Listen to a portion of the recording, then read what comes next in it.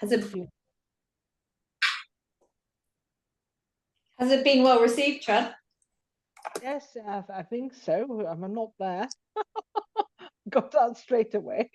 But yeah, I think so. It was very nice. It was very nice to be appreciated. And lots of coordinating because you can't do it on your own. Yeah. So the gallery have been super helpful. Yeah, but they're basically 6,000 miles away trying to talk to someone. And they've worked all together. They've got a really good team, fantastic writers. I mean, I sent you some of their writing, it's superb. And photographers and video makers and a good manager that I get on with, thank God. That's great. That's so great. Yeah, it's everyone coming together and doing that performance through the streets because I had to carry my passport with me, and they thought it might be I might get arrested and everything because they're not used to that sort of thing. But instead, the police were lovely. They sort of followed us and kept they really joined in. They were really really good. But there were some police horses there, and they were a bit spooked by the drums.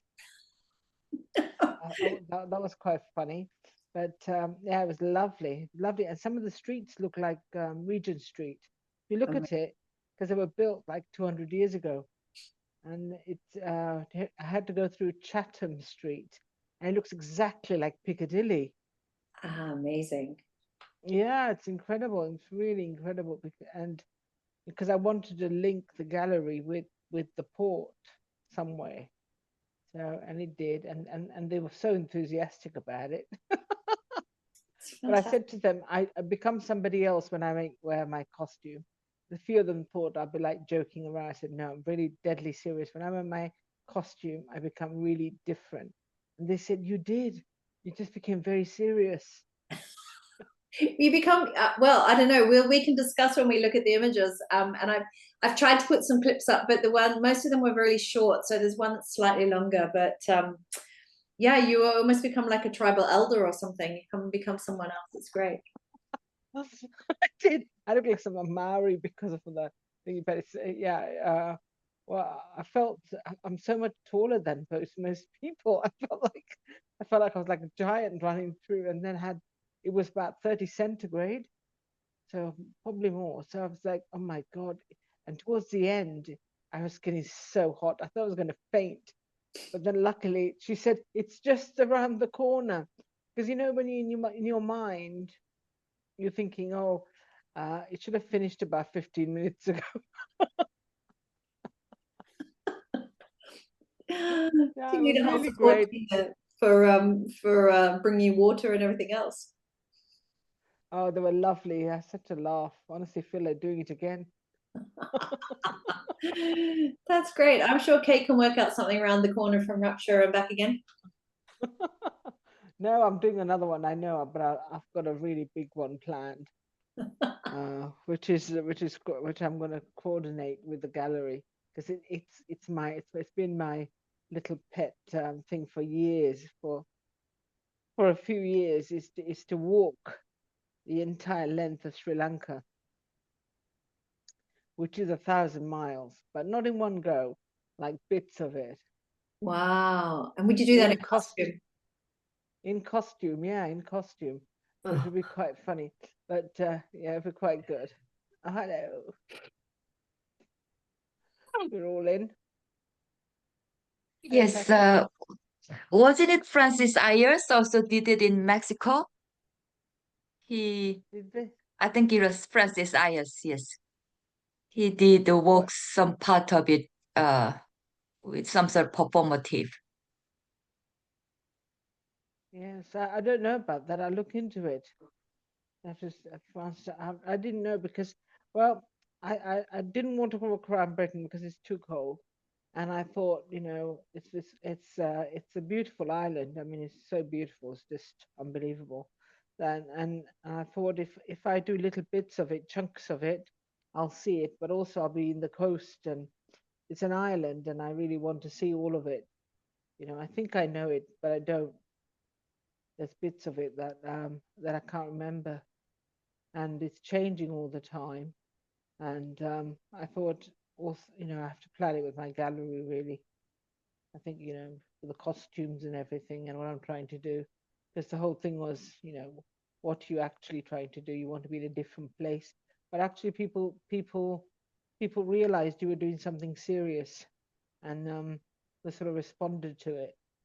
Well, if you're serious, they're serious, and obviously they're not used to because of the political upheaval, they didn't want somebody thought it might be because that's where the center of power is.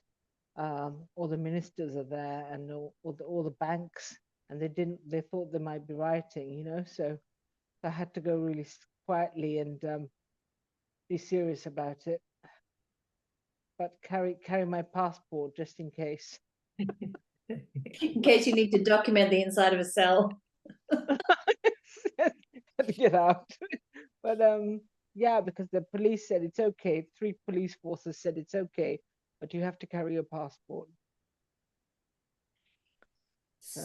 So for everybody, and so that you can talk to the work, I've put together some of the images that you've sent me, and then some of the images from the gallery's photographs of the install. And I put the install first, but I don't mind which way you want to do it. Chud. So let's see them, because I haven't seen your Yeah, PowerPoint. Obviously, Sharon's done all the work because I haven't got a computer. I'm not traveling with a share my computer. screen, and then you can talk to it, Chud. Okay. I think I'll just start with the pictures, some of the pictures. Sure. That's me in costume. Hang on one second. I'll go back to the start. Okay, so can everyone see the screen? Yeah. Okay, great. Yeah. So they called it Tilda Swims the Channel. The title. I had a different title, but they said no, because I did a whole load of pieces. I think there was once that what I did for the Wild Parlour as well, where I want to talk about people coming through the channel and how it's been, boat people and all the rest of it. So and I want to talk about Tilda Rice, because they were set up by immigrants coming into Britain, and in the 70s, and they became super powerful. So, and Tilda is also a Germanic word for endurance and strength. So lots of things went through it. And there was this Victoria Wood sketch of her swimming the channel with her box of sandwiches. And that sort of made me laugh, this person, because more people have been on the moon than have swam the channel. So I thought that was quite interesting.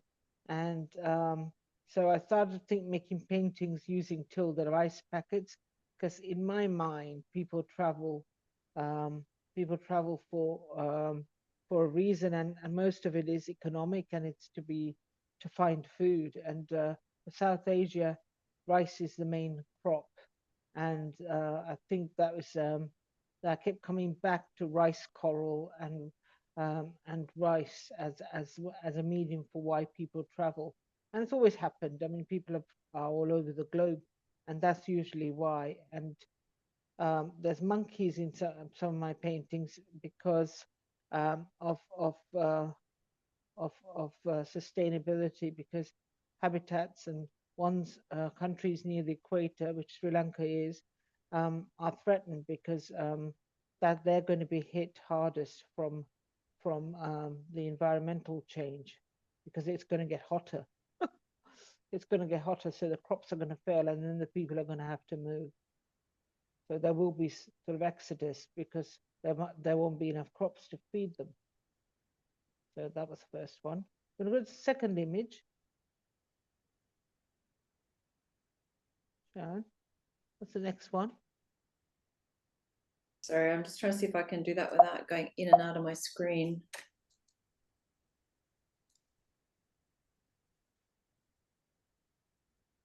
This is one of the installs, and I had to get ready. So preparing myself and being very serious.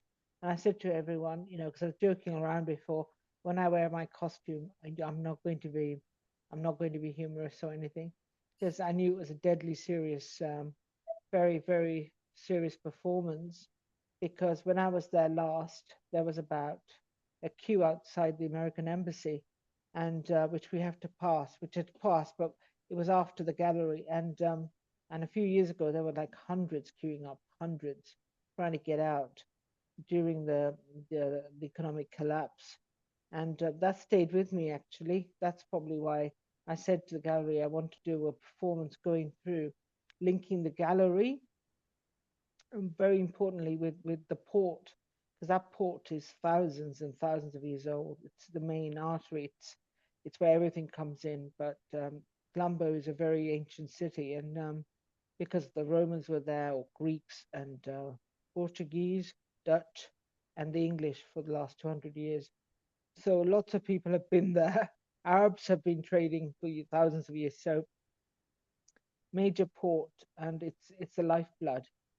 And I wanted to show the art market and the port together.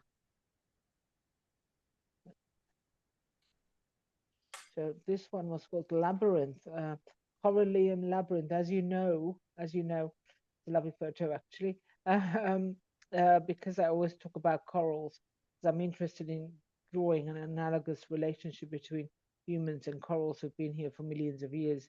And this one was sort of looking at patterns because they all follow the Fibonacci series, which we do. So we're very similar. And with this one, I wanted to bring in the story of what's it, Theseus and the Minotaur, about trying to find a way in and killing the Minotaur and coming out using a ball of string from Ariadne. But it's more like trying to find a way to solutions. And I found that when I saw lots of coral, it felt very like a labyrinth, and it was trying to find solutions to problems and going through mazes. And I felt that the coral were like a maze, and finding solutions was like going through a maze. So I tried to put in that, but it was a lot of textures and colors and forms, because the more I looked at them, I realized that they follow the same mathematical patterns as humans.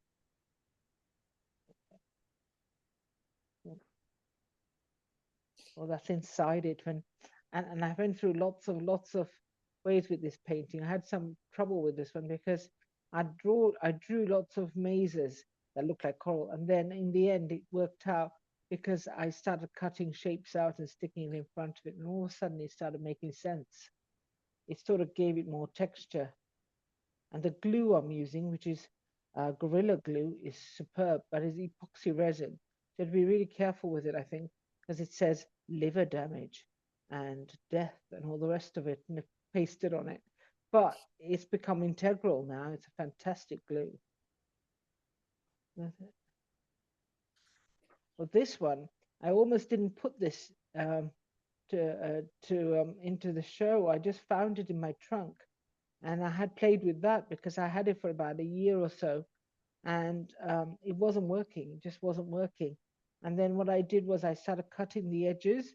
So it's called oyster.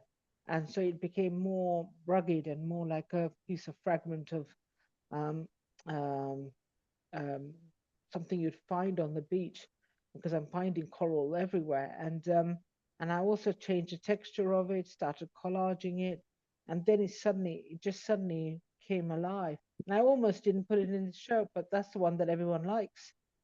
It just works. It takes years. Sometimes you're way ahead. You're doing things and it doesn't make sense. And then 2 years later, it's perfect.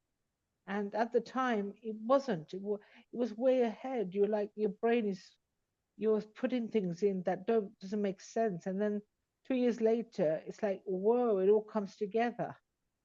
So I'm very lucky because it gave me a show just at the right time. That one was one of my newest paintings, and it was very experimental. They're very hesitant about this one. They didn't know how to take this one as much because it's so experimental. I've got fragments of what's it, paintings, and I've molded them and I've stuck them in, and I've had about 20-30 layers of paint in there and collaged it, and I've done lots of mad things in there. And it's called Emerald Forest, Corallian Emerald Forest, because I want to highlight the fact that people talk about forests being in danger, the Amazon forest, but they don't realize that more corals in danger, more under the ocean where you can't see anything. And and it was like a forest under the ocean that nobody sees. So I want to make the link between the forest that you can see outside on land and what you can't see under the sea. And also the fact that we can see maybe 300 greens. Humans can see 300 different types of greens. But other colors we could only see like, you know, two or three. But green is the most, you know, prolific color that we can see, different shades. And making different types of green is really like interesting. So I wasn't playing around with lots of greens, but I was quite interested in the floating green rice, the fact that it was nature and the fact that it was green for rice. And then I realized there was a rice coral as well. That was that one. Next one. Oh yeah, that's the textures in it. It was almost like exploding color. I love it because I cannibalize old paintings. I find them, and because they're so the materials are so fantastic, I can cut them with sort of like serrated edges. You know, this scissors that my mother used to use, and it's so simple, but it gives such a sort of collage.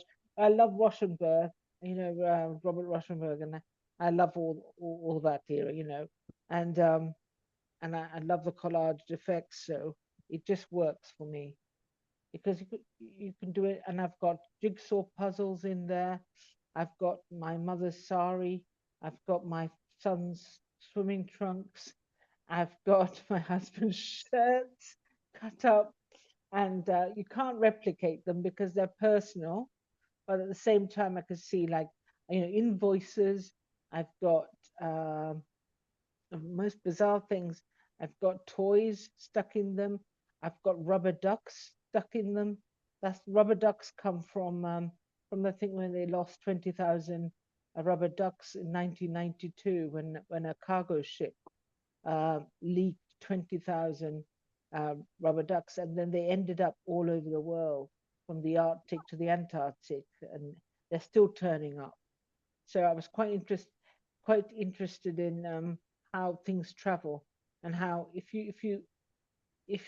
you set off some pollution here, it's going to end up in Britain. You know what I mean? The ocean will take you, the currents will take you all over the world.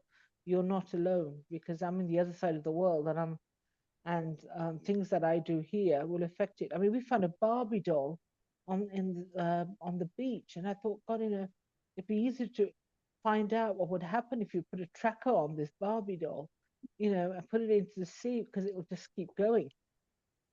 But it was quite interesting what things people bring on holiday. And the next, that's a beautiful shot actually. Well, this is the one that started it off, because when you have an exhibition, I had a view. I wrote about, I don't know, which is quite good with Kate Howie's all this writing. I wrote about, I don't know, 4 or 5 pages, thousands of words, and I said I wanted it to be called Voyage. It sounds quite nice and trendy, but they said no, it's not going to be called Voyage.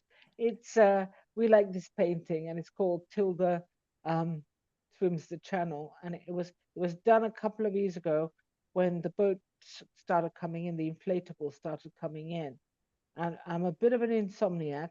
And when I wake up at about 2 in the morning, I'm watching Ship's Tracker, which is which we see ships traveling across the world, and love that. And it's all digital, all these colors going in, and it puts me to sleep. So I did a lot of ships tracking, and then I see the Dover, the cliffs of cliffs of Dover. You know you're coming into Britain, but I've sort of spray painted Tilda rice. I have laser cut holes like rice onto Tilda rice packets, and I've sprayed through them. So it's got like blue and rice, and I've used glitter, which I love, but I know that I can't anymore because glitter goes into the water stream and the sea, and isn't biodegradable, and is plastic. So basically, I know that's something I can't do anymore. But I just at this stage loved it. I do love it, but it's what ends up in the sea. and polluting. So it's one of those plastics. So that was what it was like the signature painting that the gallery liked, and they said it sort of summed up to, and they liked the title "Swims the Channel" because it's um, it's about coming to Britain. Yeah, I started off collage. You could see all the dots where I spray painted it. So mainly I only work in oil. So here I've got my mother's sari stuck in there, cut up. I've got bits of print that I didn't want any more drawings. Um, they just worked better when they were cut and put into look like ships. They just did, and they looked more digital. They just look more digital. It's a lovely presentation. Oh, I love this one. And I went in there a couple of times, and I wanted to do all my interviews inside this what is it, rice house, floating rice house. I wanted it to be floating, but they said the pipes might not take the weight of the paintings. So they built a frame. I actually wanted it dangling from the thing. I wanted like a mirage, sort of like a dream of a house. And you know, a lot of my work dwells on finding shelter.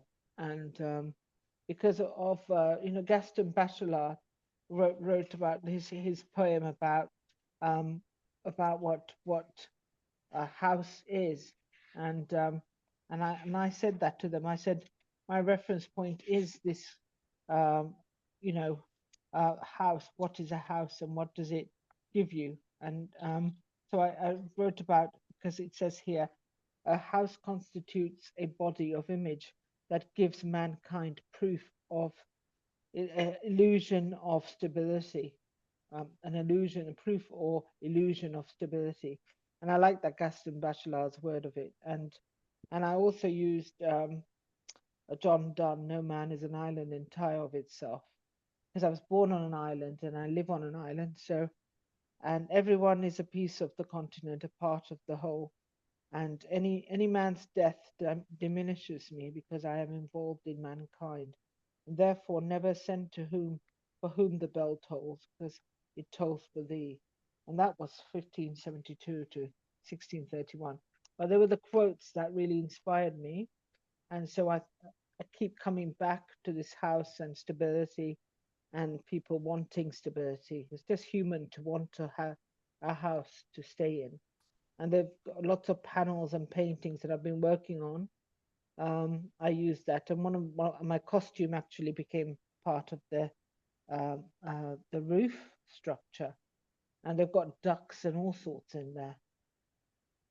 But inside is very nice as well, and there's the floating rice things, and and it took me a long time, and I used the whole corridor of my studio, because this is like 5 or 6 paintings, and in the end they were very nice to me actually, because I had to use all the corridors.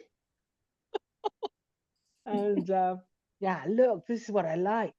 This is unexpected when the light comes from one side, and all of a sudden it becomes quite mystical and inside, and it was, and the smell of the paint, the oil paint, it's really hypnotic. And you could, you know, maybe I'm playing, I don't know, because this gallery is literally 10 doors away from where we used to live. My family lived for 130 years, 10 doors away from the gallery. So I remember building little houses and going in there and playing. And this is exactly what I was doing, but it's called art, so it's quite good. So I'm just playing and playing, you know, inside. And I said to everyone, just go in there and stay for a while, and then you'll see different patterns. And it became quite mystical. I thought it worked better inside. That's the next one. Oh yeah, that's the outside, the surface. It's almost layering. I didn't want to obviously look like a house. I wanted it more like a creature, like a sort of like a floating butterfly or something. But it you know, and I also wanted to reference the fact that it was about rice and floating rice house, because it's the image of, you know, food, and when you get it, and Tilda rice, and the oceans and the chaos from it. Yeah, yes, Larry. So these were the paintings that I did, and they're quite small because my stuff's huge, and all of a sudden this was a challenge for me. So and they were all about the things that were concerning me at the time, because and now and the collage surfaces, lots and lots of layers of um, paper, paintings, spray paint, um, and oil paint, and I made haikus. So I wrote 18 haikus, because when I go into the studio, I have 3 hours every time. Every time I go in, because of the dogs, I have two dogs that I need walking. So I only get space blocks, and I have to make it work. And I have Japanese haiku books, and I read one or two of them, and then all of a sudden my brain seems to work, and then I start painting, and or doing ceramics. But so I really noticed that I if I was sort of worried about all the things that are going on in the world, and how am I going to put that into a painting. So started writing my own haikus, and this one was a bed of pythons, curved coils, a snake pit, foiling data still. So I was listening to Radio 4 a lot about, all the all the things that the espionage going under the sea, that it's going to be the new warfare, the submarines, the blowing up of cables, and all of the data, all of the information is going underneath the sea, and a lot of it's being disrupted. Um, there's the global warfare taking on under the sea. So there was one that I really liked, was called Saline Sponge Garden, Floral Bouquet, Blossoms Bright, Poisons Circulate. And sometimes they don't actually make that rule 575. They sort of go off on one. And sometimes in my mind that they do, I'm trying to fit in the pattern, but it doesn't work. So some of them, so this one was eyes invisible, camouflaged, hidden, peekaboo, shrouded brilliance. And another one was fornication, fierce, uncontrollable forces, sparkling, frothing, foam. So, and I think that might be blossoms, algae, forest, pink, dazzling, mesmerizing, darting, flying squid. So I was trying to think of all the things that might be happening under the sea, the wildlife and habitats, but also all the warfare, the underground warfare, and the pollution, and the plastics, and the oil, and overfishing and dredging that's going on, and also the carbon dioxide being what's it levels being diluted in the sea, and the temperature increasing. So the coral is like an indicator, a litmus test to what's going on in the planet. Yeah, so these was I did a lot of those, and once you get into it, because it takes so long. So this one, these were a series of they're called Winston You Coral Man, made with biscuit cutters, because I want to talk about slavery, and sugar and the industry. But I like the serrated edges because they look like coral. And that was when President Obama moved the bust of Winston Churchill from the Oval Office, because he's Kenyan, half Kenyan, and it's because they said it was well, he said he didn't want it there, but it turned out because his father was Kenyan, and Winston Churchill had killed 155 Mau Mau, resistance people. And so, but when Trump came in, every time President Trump came in, he's brought back Winston Churchill. And it's quite weird that it just felt at the time with all these statues being taken in and out or people protesting, oh, but this is still controversial, this figure. I mean, obviously he was a great leader in the war, wartime leader, but he did cause famine in Asia, and he's a controversial figure, really. There's lots of layers in that.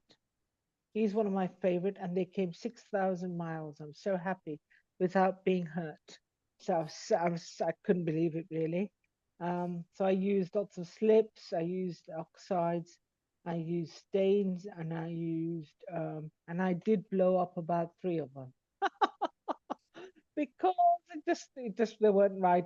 So you open the kiln, you don't know what's going to happen. And I mean, I've got a fantastic kiln. I've got a huge kiln, and it's 1,250 centigrade. You don't know what's going to happen. Some of them had a bit more moisture in them. They weren't dry enough, and they blew up. So it's just you don't know what you're going to get at the end of the day. But they became more dramatic, these men, I must say. They're all supposed to be Winston Churchill at different times of his life. And I've got lots of pictures, lots of stamps. And I mean, he was a very handsome man when he was young. He was special forces, and he looked absolutely gorgeous. But he obviously changed a lot as he got older and more alcoholic. And but I wanted to play with him, his pictures. I mean, I didn't want a proper bust like Jacob Epstein. I wanted my version of him. And they're huge. They're really huge. They're really huge. They're good 60 centimeters by 40. So they're quite big, heavy. They're really heavy. They're about maybe 8, 9 kilograms over. So they're handmade also. So I mean, I've had to attach certain parts.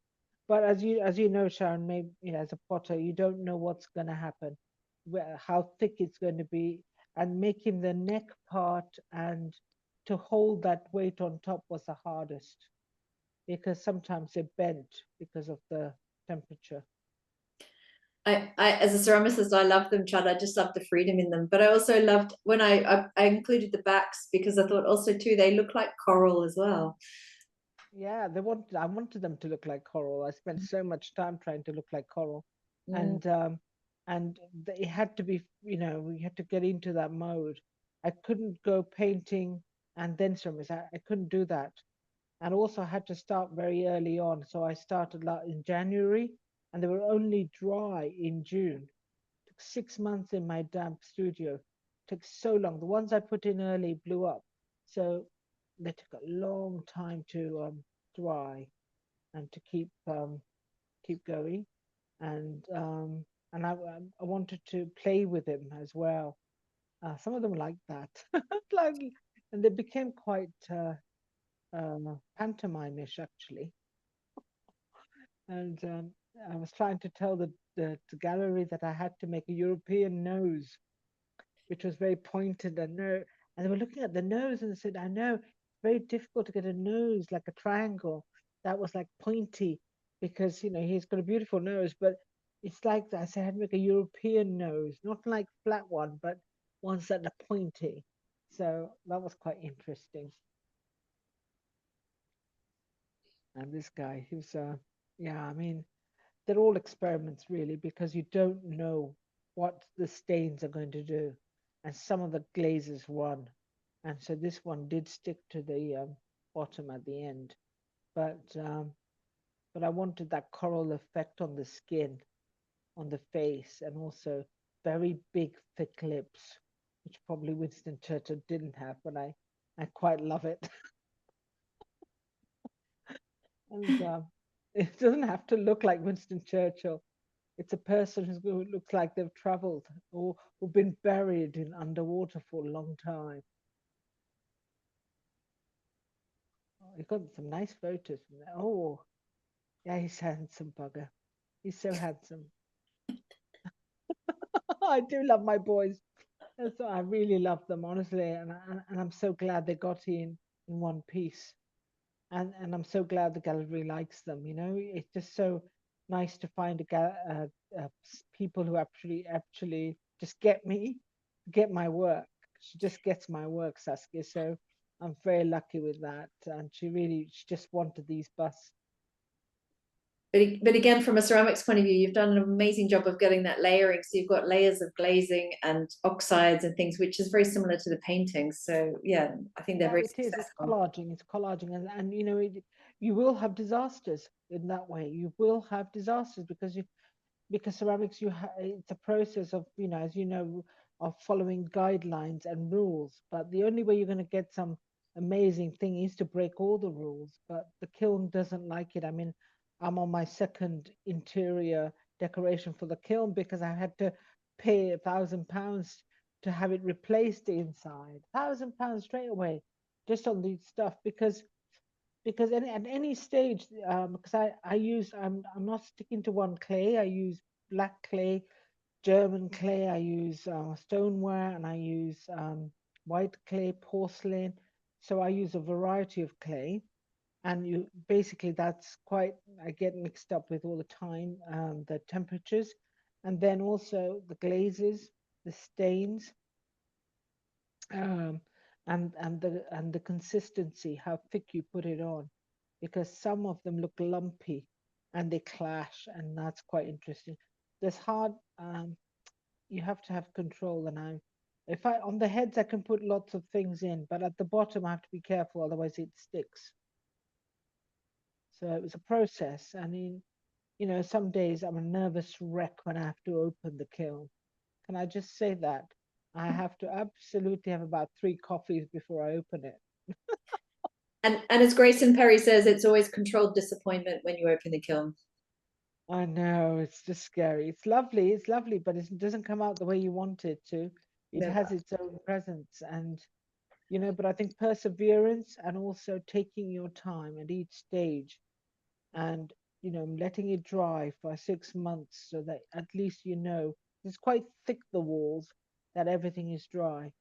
And yeah, I've learned a lot because I've got a few fantastic potters in my studio, and they come and do the firing with me, so I can press the right buttons. And I have a fantastic Stanton kill, you know, and yeah, so everything has really sort of helped me to get there, but it comes at a cost, I think, because you will lose some of them. Or these were done uh, about the the the coral polyps that migrate around the world on ships, and how they're doing the same things as us, migrating on ships, but they can recognize each other. So if you shred lots of different types of coral, they will find each other. After a while, they will clump together and find their own. And these corals are 600 million years old. So, and I thought it was quite incredible when I was finding out about them, that well, they're beautiful, but that is such a basic thing 600 million years ago, that they have the ability to find each other, that you're a clump. And then when I'm in Sri Lanka, I find that I am one body. I am one body with my tribe, or I can't explain it. I mean, I've been in Britain 50 years, but when I come here, I suppose I see my cousins. I'm one body. And everybody is a body of something. And it's like John Donne's poem. You know, we're all one mankind, but these corals react to different conditions. So some of them are fluorescent because when they're in danger, they glow, and when they're high temperatures, or when it's toxicity, or when it's UV light, or they glow because there's danger. So some of them are glowing, but I've collaged them. So I cut stencils of this coral polyps, and I painted over it, and then I removed it. So I didn't know what was going to get. And then I went back with Japanese ink because Japanese ink and Indian ink work together. And then fluorescent pens, and it took me a long time on my kitchen table. This was done while making dinner, probably over a week, because and I used banana paper because in my drawings I always use banana paper because footballers, because I did a whole thing on Premier League, have bananas chucked at them. And I said to somebody that I went to university with, said to me, I was talking to her about something, and I was laughing, and she said, "Why don't you go back on a banana boat?"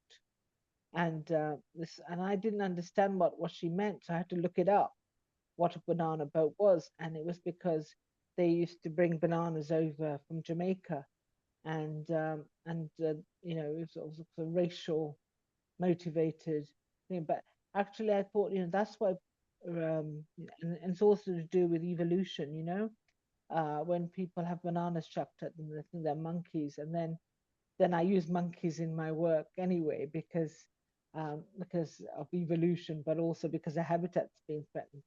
But so I always use banana paper in my artwork. That's probably the only paper I use, and rice paper, banana paper are the key Japanese papers I use as well. That's integral. They framed them very nicely. Oh, sorry. Ooh. Sorry, if I can go back, hang on. There was hang on a second, Chad. Sorry. There was a video of your installation before we go on to the walking around the. Oh dear. Now I'm in trouble. Oh. Now I've lost your thing. Okay, I have to talk amongst yourselves for 1 sec. So the performance, yeah, it took about 6 months to sort out. Actually, it looks like it didn't. So I told them I wanted drummers. These are the traditional drummers, and out of respect for the drummers, they didn't wear shoes. So I was really worried. I was thinking, my God, you're not wearing shoes. You know, there could be glass on the floor, health and safety. So I kept saying, you know, um, it was they were playing traditional drums that you play for ceremonial events, weddings, and religious events. So they were quite sacred drums, and they only played certain things on them. And they were nice. They were university students, obviously doing it for pocket money, and they were all in the Kandyan dancers and Kandyan drummers, and they have to be trained for years. I mean, they have to train for years to get there. So they were in costume as well. But we have the Kandyan Parara, where we have a procession of people taking Buddha's tooth to around Kandy, and that's probably where it comes from. So it was like a movement of things. So that's why it's called Tilda Journeys to the Port, because it was a procession. And if you didn't have that, you wouldn't get noticed, really. Let me show everyone the installation video if it works of the show, and then we can go on to the walk to the port. See if this works. Can you see that? Yeah.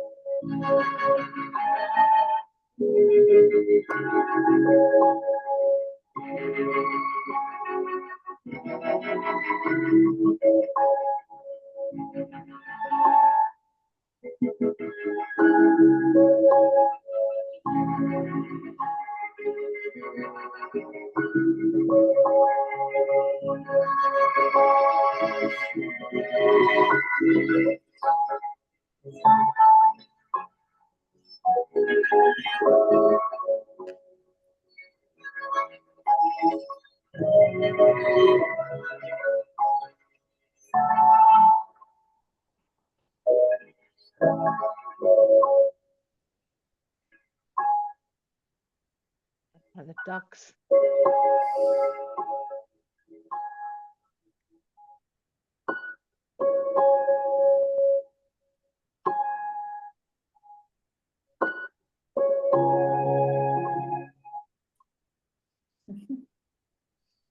thank you.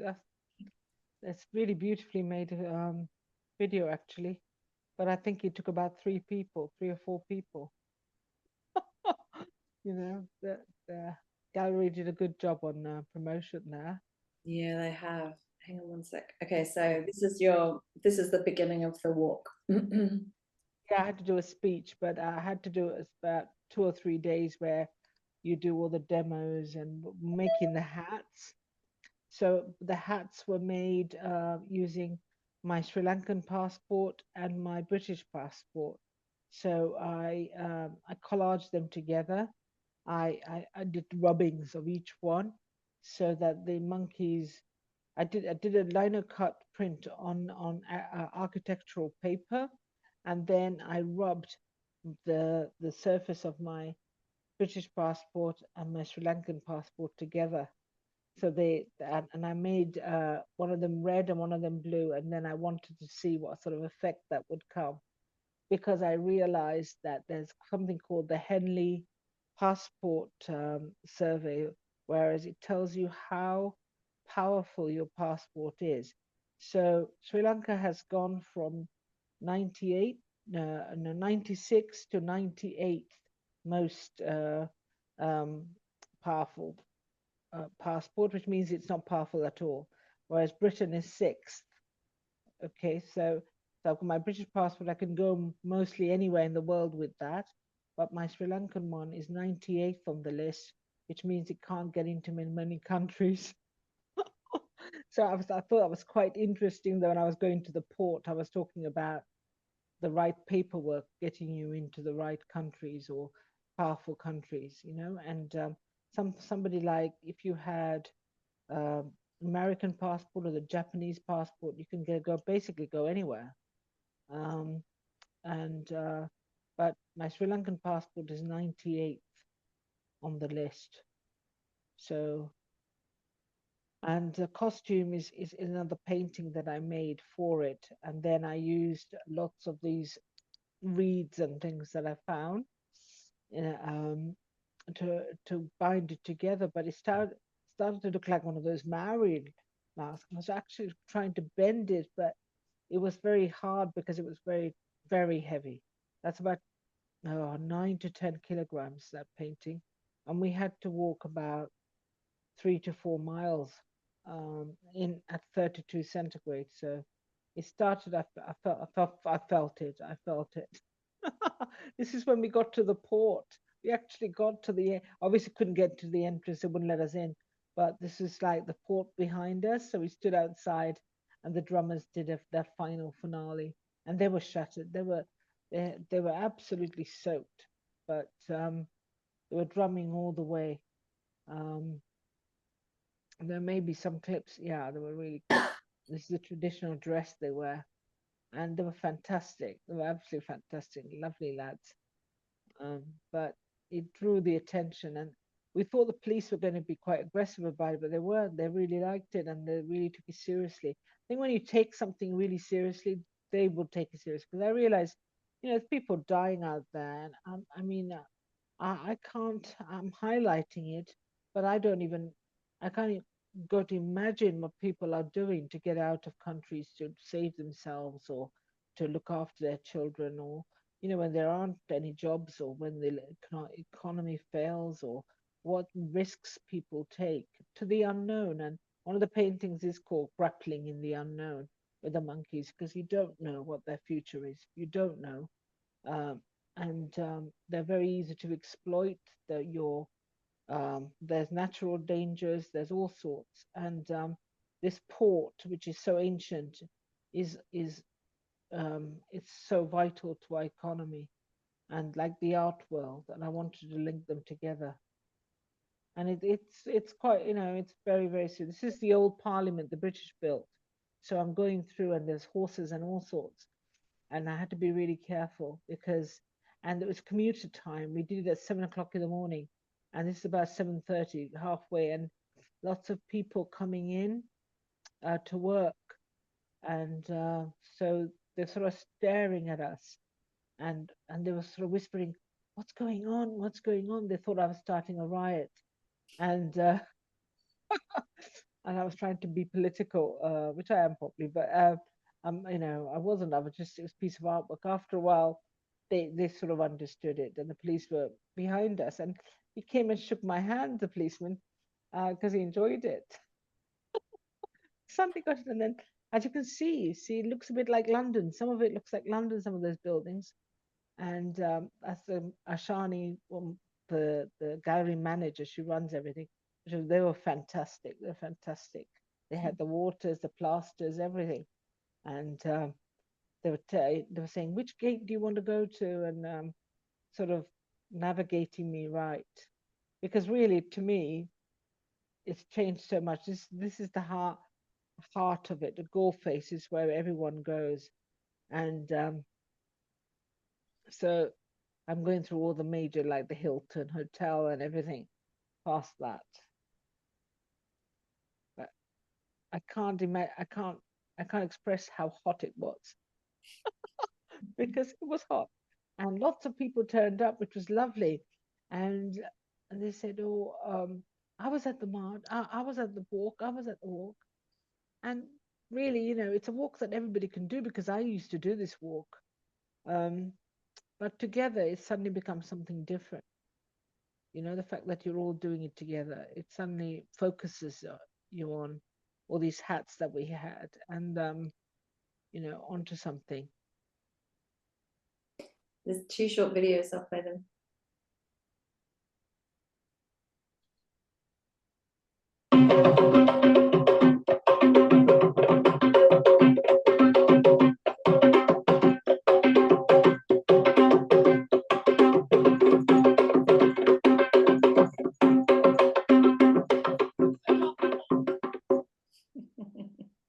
Yeah, I thought it was quite interesting because coming back to Sri Lanka and you know, being so near the gallery growing up, and you know, you said something like, you know, you come across like a tribal elder, and and there is something in that, because I felt like art, and I was trying to talk to my best friend about it, who's sleeping there, trying to sleep, is that you sort of, you as an artist, one of the things that you give your society, or what you think you're giving back, is some sort of wisdom, because you've studied so long, and you're trying to make some people think about things that they've already got. And Sri Lanka's got a lot of things. I mean, it's got beautiful beaches, it's got the gems, it's got the tea, it's got everything. But people have lost confidence, and they've lost their way. And when I'm here, I feel like I have to uh, reignite them, or not, because they're already doing that. But just say, God, you know what? This is amazing, everything you've got, and you mustn't. I feel like that I have to highlight those things that people have got, and that you bring a different philosophy, being away from Sri Lanka. But but what's worked for thousands of years will work for another 1,000 years, and I think that's quite, that's also the stability and the resilience. You know, if you can go through all economic collapse, if you can sustain yourself, then you're going to be okay. You know, you don't have to play the game so much, because you could do your own thing. But I felt that art also spoke in different ways, that I'm being a different angle, that I'm like a satellite from in being in Europe, but also being drawn to Sri Lanka because it's where I come from, and also my grandfathers, they used to wear headdresses because they were the lords, and they had, like, one of my grandfathers wore ivory crown, and my other grandfather wore a tortoise shell, because he was from the south where the seas are, tortoise shell crown. And they're the V&A, actually, because I've got pictures of my grandfather wearing them. So maybe the headdresses comes from there, because that was how you showed your status, that you wore these crowns. And that always, I mean, that's another piece of artwork. But so I always wear headdresses anyway, but I get everyone to wear them. And but also, And I said to the people, you have to do a prep talk. It doesn't just happen. So you do the prep talk with the gallery, you do a prep talk with the people coming for the show, you do a prep talk. There was a lot of meetings with the police, just so that we had to go through 3 police forces to get to the port, as you can imagine. And because it was because all the banks are there and they're guarding the banks. And that was one of the reasons that we did it. And then the reason for it, when we got there, I suppose, I just wanted one person. If we changed the mind of one person, that they made you think about the arteries of commerce coming into the country through the port, and how important the port was, and how the art market and the port and everything that we rely on it. If one person thought about it, then that would be worth it. So I said that to the people. If we change one person's mind, then it's worth it. That we know that the economies, we have to value that port. We have to value it because that's our growth, you know. And it's discarded because next to it, the Chinese have built a port authority for themselves. They've got a leasehold for 100 years next to it, all modern. But this port that we've got, even though it's been thousands of years old, is what the British left us in 1948. So I don't think it's been modernized since then, because a lot of the buildings are from 200 years ago. 1930s Art Deco buildings that are untouched, and where Duran made film their what is it, Save a Prayer videos from the 80s. So it was really weird. Yeah, it's like a really blast from the past. Is Sri Lanka part of the Belt and Road project? What's that? Oh, the project that China have to make a connection all the way through to Europe. No, I think so. I think there's something going on. I could feel it when you go there. You could feel that. Why have they got this, and why have you got this? And the infrastructure's been changed, and there's motorways, but they're not. I just felt it wasn't altruistic. I felt like it's been geared up like Taiwan. I felt there's Hambantota, which is like a port, state-of-the-art port, but that the locals don't use that. So I don't know. I mean, I think we have to question everything. We're not in charge there. There's lots of global powers there. You know, they've got the American embassy, you've got the Chinese, you've got, you know, lots of tugs of war going on, lots of satellites.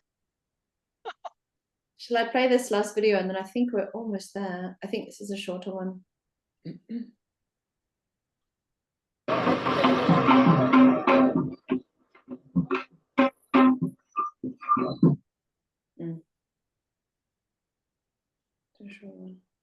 Yeah.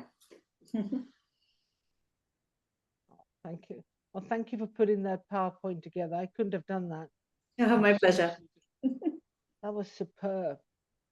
But yeah, it's finding the tipping point. Yeah, I was looking through and watching lots of programs as well, and it's about what's happening to the planet as well. You know, so they were my main concerns, and it's taken a long time. It doesn't, you know, anything good takes a long time, doesn't it, Sharon? I mean, it just takes. There was one painting that you didn't that was an aerogram, and it was a painting that I did because my mother used to get letters on this very thin paper, and they were all aerograms, and I put lots of coral in there and with pictures of. It was the only way to communicate those days because phones were expensive. I mean, trunk calls, and then letters and aerograms were like really cheap ways of people sending you letters all the time. Yeah, So I used to write letters to my parents on aerograms and I got them back as well. But I've never kept any. Isn't that strange? I kept them, and they say funny things like my mother used to write to me, when I was at university in aerograms, and she used to say, I've got them. And it says, make sure you eat well. Are you eating too much? Really funny things. And yeah, so they sort of stayed in, because I like the structure of them, that you have to fold them. And if you open them wrong, they all the three things jutting out. I loved aerograms, absolutely love them. Yeah, so yeah, made me think of Folkestone actually when I was in the beach the other day. I thought, I couldn't get into the Folkestone Sea, but this sea is absolutely warm. I think it's really interesting when you talk about going back to your country and this sort of renewed energy and connection that you feel. I don't know who else feels that on the call, but I always feel like that when I go back to Australia. There's something about it that, as far as I try and sort of remove myself from being Australian, and I don't really give it credit when I'm here, when I go home, I just have this incredible, I'm sort of re-energized by this sort of spirit of my country, which is a really odd thing. But I come back full of kind of vim and vigor and ready to go again. I know, and it's so nice to meet your family, and then it sort of explains your oddities here, because not that I'm saying you're odd, or I'm odd, but I do things and I think, oh my God, I'm so strange. I mean, I'm so friendly, and here everyone's so friendly, and they're like, even anybody, they just come and talk to you, and I'm thinking, is this person mad? But they're not. They're just so friendly, everyone, and they smile. They give you a cup of tea and they smile, and they say, "Would you like some more?" And it's non-commercial yet. It's not transactional. They spend all their time talking to each other on the road. They don't seem to do any work. They're not work obsessed, and that's why the economy is so bad. But but yeah, and you feel like this bond, and I could read them. I could read I could look at them, and I know how they're feeling. Whereas, even though I've grown up all my life in Britain, I still don't know what the hell's going on. I can't read people. And yeah, it's just weird. And the food and smells, and it just feels like home. And just, yeah, I'm with my cousin, so who I met through Expedia, actually, because I booked a holiday about 5 years ago, and I got to the hotel, and he looked at my passport, and he said, "You're my cousin." I said, "I didn't know that. He's my first cousin I met through Expedia. He's my father's sister's son who owns the hotel." And obviously now, I mean, he's brought us here. He's on holiday with us, and he's my favorite cousin. He's my favorite cousin. I don't like the others. But I met him through Expedia. So these channels of Expedia and all these things, bring people together. But I think, if you're on a project, it's lovely, as you in the book project, it brings people together, and you all of a sudden it invigorates you. It's lovely. It's nice to be Oh, I just wanted to say, I think I was thinking as you were showing as Sharon was showing the slideshow about the last, I think the last time I saw your work in person was actually at the Wild Parlour show here, at the alternative airport. You had that piece with the ships. Yeah. That's one of the Tildas. Yeah.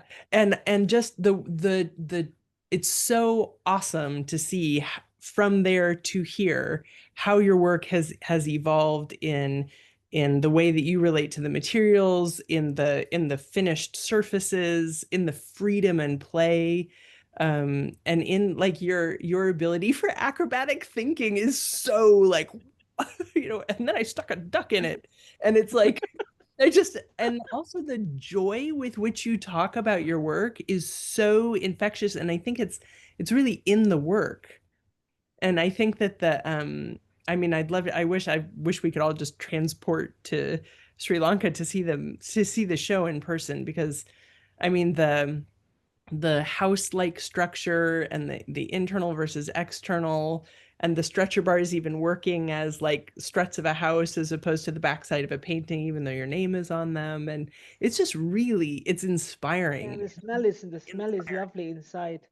Yeah, but you helped, honestly, this group has really helped. I was telling my best friend, I said, there's one of my best friends from school came on the trip, And I said, this group has really helped, and you're writing, and you always say, make sure you write a bit, you keep writing. That does help you get the words, about what you're trying to say. And then the haikus really helped, just finding a way inside. And then one of the things that they said at the RCA is use what you've got. Like, you use your bread thing, and it really works. That bread waxy paper, it works. It's a material you like. I like my banana paper. I like the connotations, the materiality of it. And so And your mother's I use, scissors, the use of the scissors for the crinkled edge, and just I think that the permission you give yourself to play with your own materials and just get it in there and keep going and make yeah. self-immolating sculpture. And And the thing is, unfortunately, the art world has things that are in and things that are out. And so you have to just get on with what you are. And at some stage, people say, yeah, that's what I'm into. And in Sri Lanka, they get me. They just really get me. The gallerist, there's only one gallery really, Saskia Fernando Gallery, who I'm with.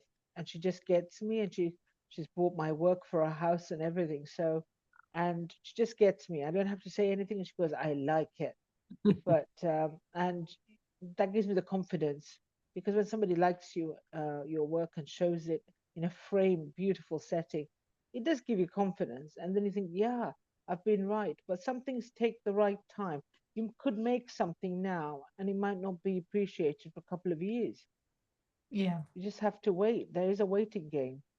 But also too, You it's know, interesting and when you talk about you having to wait for your work as well. It's sort of like not only the world waiting to catch up, you're waiting for the world to catch up, but you're also waiting for yourself to catch up, because you do yeah, sometimes put something out there and you're like, I don't know what that is, but it is what it, and it takes you time to arrive to that, understand. yeah. You have to work backwards sometimes, because your subconscious has already sorted it out.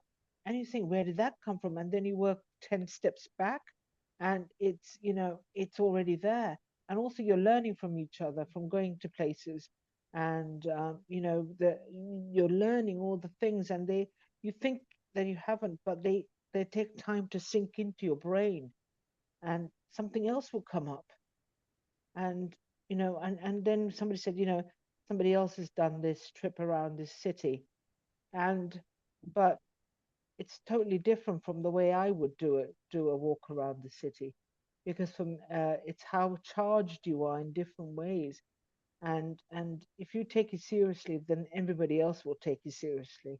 So you mustn't you put yourself out there. You mustn't feel scared about it, because people will respond to you, and that's good. I was scared people will attack me, because I didn't think they'd be so but the gallery came up to me and said, we're so happy that people took it so well. So I think they were scared. How the response, you can't gauge it. Mm. So I've learned a lot from it, actually, but it made me want to do more. But it's fascinating you But talk about this lineage with your grandfathers. That's also really fascinating.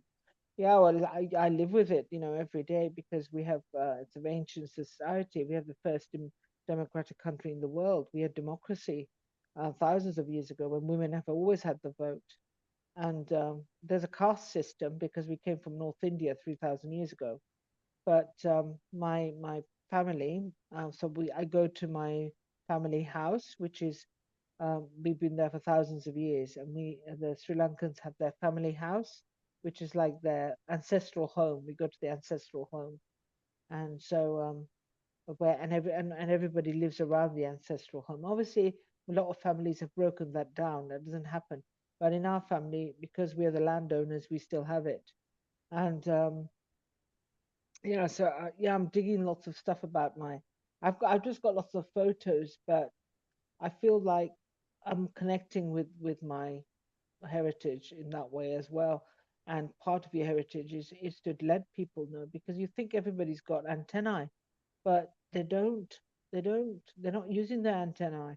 And you've got to pick things up. You've got to you've got to know what you're good at and what you're not good at. And you can't be sort of laid back about certain things. you know. But then that is you need a lot of support. That's one thing I've noticed is you need a lot of support when you're doing a show, and didn't realize how much the solo show, as you found out, Sharon, is that you have to make sure you have a good team working with you, that you emotionally all right. You get very stressed. I had a lot of massages beforehand. I had my nails done, so I had my hair done.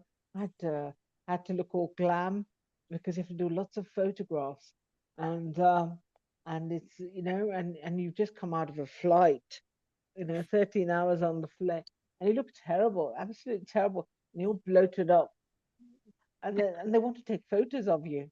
That's really weird. And I said, look, can you wait a week till all that bloating stops? It's quite, it's like it's a transformation system, and you have to look glamorous in the photo shoots, because nobody wants to know you if you look terrible. I think you just move into a different mode. You have to sort of go into that promotion, self-promotion, whatever it is, or that sort of outward facing mode of talking about the work and talking, interfacing with the public. It's different. I found that, I had to do lots of, they've got this thing now where they get the phone and they get the audio. So I had to do lots of talking. And because I've been teaching 30 years, that was quite easy, making it clear, and making sure that you pronounce every word like your elocution lessons. So that really helped. Making everything, communication was exact, but then I don't think in that exact way. We don't think like that. But I did a mind map to help me. So mind map. So I had to do a talk with everybody. So I had lots of mind maps, lots of post-its, to make my brain work, and people were asking really good questions like, do you plan your work? And I said, in theory, yes, but then it goes all out the window.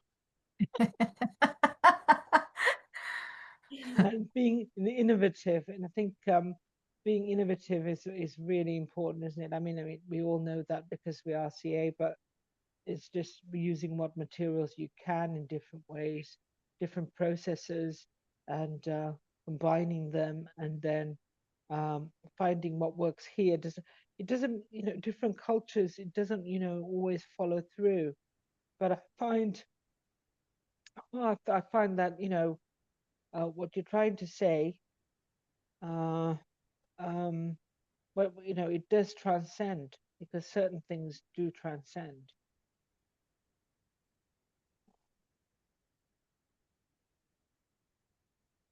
Anything else? Do you have any questions for us, Chud, or anyone else? No, I think we should carry on with going to lots and lots of galleries. I think they really helped, I think that last one really helped, because I'm seeing other people's work, and then we, negotiating that, how it was laid out. You really realize there's a whole process to it, the art world, the whole process, and I think going to galleries, even Rachel Jones, that really, really helped. How it was put together, and talking about it really, really helped. And we're so lucky in London. We've got freeze going on. Did anybody go? Yeah, I was just going to interrupt you actually and just say, I don't know how much longer we've got, but I did go to Frieze yesterday. I had a good look around. Not to Frieze Masters, just the ordinary Frieze. And I think, your work, it's on my mobile phone actually. There was, it reminded me of your work completely. There's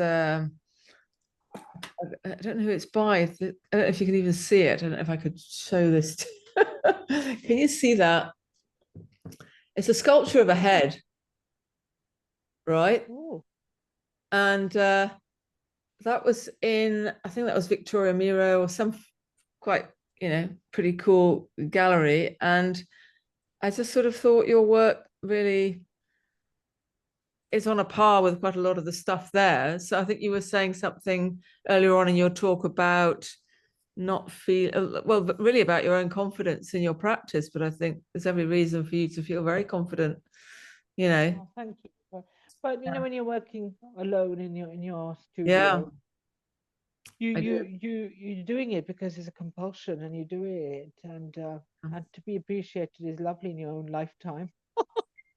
But I was wanting to ask you a question about the Winston Churchill heads. I mean, he was an imperialist. He didn't want the empire to end and all that stuff. And I'm just wondering if, you know, there was something of that going on in your, you know, what is your relation to, what's your real feeling about him? Because, okay, he was good in the war and all that, but he also made some catastrophic mistakes, like Gallipoli was pretty bad. And he wasn't great about Dunkirk either. I mean, he didn't get the planes to fly over and protect the guys trying to leave the beaches. But anyway, according to that film that was made of Dunkirk anyway. But I just wondered what your sort of inner feeling about Churchill is, because I mean, there's something very funny, and I mean, I love it. Just as artworks, I really loved those heads, but I sort of felt there was a kind of I don't know what you were trying to say about Winston Churchill, but it it was Well, like I'm comical so torn. almost. I'm torn between, because I've got lots of stamps and books about him. And Right. he's written the history of the English people, hasn't he? There's all those volumes that he's written really well. Yes, yes. I know he was a great fighter, and you know, he's got Yeah. that. He's very, very flawed, but he was an imperialist. He was complete imperialist, you know. So, I'm one of the people in the so he's a colonist. So, Yeah. and the British are very, very prominent in Sri Lanka. You could see what they left behind. I mean, one of the Chatham Street is basically like Regent Street, all the buildings, you know. And my husband, who is English, said, "I thought you were in Piccadilly." It's just replica at the same time. They built the Regent Street, they built that. So it looks exactly the same. And I am torn. I'm not so sure. I mean, obviously, don't think I'd have a real bust of him anywhere in my house. But this is sort of like a whimsical approach, and trying for me to come to terms with it, but also to try and think. It's just when Obama moved him that it sort of made me Yes. think, why? But and then I watched the Netflix film about him. And it says there's a picture about there's a film about him, and it shows him going into the tube and talking to people. And I don't think he was like that. I think he was pretty, you know, I think he was quite arrogant, and he didn't want to talk about, you know, what other people thought. And I know he killed a few, not a few, a million people. Sort of starving. Not a few. It's sort of Sorry, I shouldn't caused a laugh, lot but of it's just the way you starvation. said it. It's kind of like, yeah. Yeah, it caused a lot of starvation in Southeast Asia. And the Bengalis lost 1 million people. He made stupid decisions. Yeah. No, he did make Yeah, mistakes, I know. disastrous. I'm sure there's a lot of information which still hasn't been shared in the public realm about him, and never will be, which makes it difficult to sort of stand up and say something against him. I mean, it's history. Well, I think it's history, isn't it? And he's a sort of mythical figure, isn't he? He's like there's a lot of mystique around him, and a lot of he's very charismatic, and he was a good politician in many ways. And I think prior to the Second World War, and I think he had insights that perhaps some of the other politicians didn't have, and I think he was very frustrated at times. But yeah, he made some colossally significant mistakes, and yeah, people lost their lives. But I mean, Can I add something more like a perspective? I don't have an answer, but I just like to throw this. South Korea was liberated in 1945 at the end of Second World War. So Truman's decision to bomb 2 cities in Japan with a nuclear arsenal is very like a debate, historically debated, constant. So I guess from UK and Sri Lanka point of view, you would be talking about Churchill, but I can also put Truman on the other side of debate. Yes, decisive and it ends the war, but is he a war criminal? Truman, I'm talking about Truman. So I'm just throwing another question into basically to add the perspective. Yes, they're all So- like that, these leaders, because well, it's war, isn't it? When it's war, it's people say it's collateral damage. They don't care who they do it to, as long as they get what they want. You know, that's what, and then they become a great leader because of it, because it stopped the war. You know, yeah, it's hard. It's hard to know what these characters are and who these characters are and why they've become like that. But he was an aristocrat, and he had that might to get on with it. And he said lots of great things as well. He always says, when you go through hell, when you're in hell, you just go through it. He said great things, and then the army marches on its stomach. I like that one. I mean, he had some great sayings. And then, you know, sometimes I do have this Churchill quote in my head when you're in hell, keep going. And I think, yeah, keep going, because yeah, he said some great things, because he was all getting ready at the Second World War to give in, because he thought the Germans were there. They were basically right next to take over Britain, and he actually was ready to surrender. He thought they were just, you know, just minutes away before America came to save Britain. How did you title those heads? Because I don't remember them being referenced to Churchill, but I might have just not, I misread them. They're called Winston. Oh, okay. Winston, your coral man, and then they have subtitles after it, because I like my titles, as you know. So it might be I've got them written down. So it might be Winston, your coral man with bright blue eyeshadow, and or things like that, you know, because then I know what they are, because Jacob Epstein did 36 busts of so I'm going towards that. I've got 7, but I know I can make 36 before I have to stop. But people say, oh, make some more, but it takes 6 months. As you know, it takes ages to dry in Britain, and then it's a long process. It looks like 5 minutes, but it isn't. So yeah, that's what I've been up to on these meetings with and the Tilda rice packets as well, which are really beautiful. I absolutely love them. Collecting, all the neighbors put them through my letterbox. So I've got piles of them. So yeah, I hope you've enjoyed it. I mean, you know, a lot of you know, I think a lot of things that we do really help, actually, Sharon. You know, all the meetings we've got to discuss things, the shows that we go to, you know, looking at each other's practice, and you know, all these really help, because it's polishes you up. And yeah, I mean, my gallerist was there in Frieze this year, and they were showing at Grosvenor Gallery. So some of them people from there, yeah, and yeah, she always says, I'd rather come to your studio than go to Frieze, which is nice. I agree. Which is nice, really. But you know, it's a balancing act, because things that are happening in the world, you know, do influence you so much. Other artists do, and I love the stuff coming out of India at the moment. That's India. Oh, I love it. Absolutely challenging. It's midnight here. I better go. I know you've done an amazing job to stay awake. Thank you so much. It makes such a difference having you come live from there. I know.